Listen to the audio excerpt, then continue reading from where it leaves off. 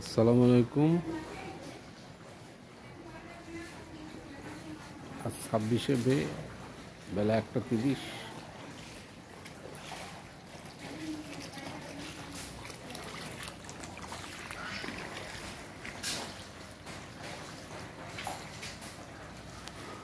আজ 26শে মে বেলা 1:30 RL যোধপুর রোডের আবাই একই অবস্থা। একটু বৃষ্টি আসলেই পানিতে ভর্তি হয়ে যায় রাস্তা।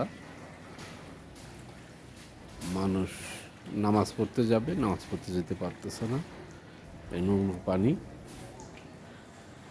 এই ড্রেনের ভিতরে অনেকে সোকের কানেকশন দেওয়া আছে, অনেকের আবার কালভার্ট এত বড় আছে যে পৌরসভার লোক এসে ঠিক মতো সাফ করতে পারে না।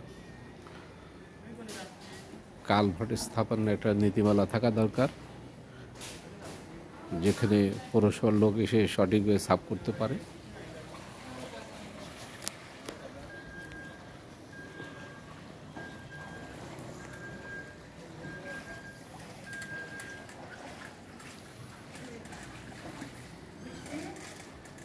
ঘড়িয়ালার বাড়ি থেকে আরম্ভ করে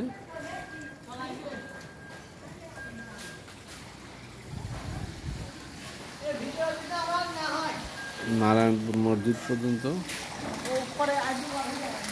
বাবা, তুই তো খুব ক্ষমতাবান লোক হয়েছিস, না হয় আবার সে কথা করছিস।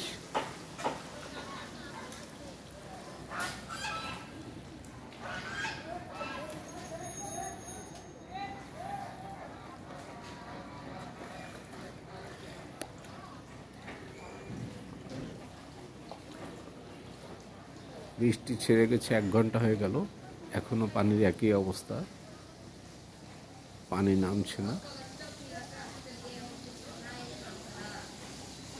নুরু ঘড়িয়ালার বাড়ি থেকে আরম্ভ করে নারায়ণপুর মসজিদের মোড় পর্যন্ত।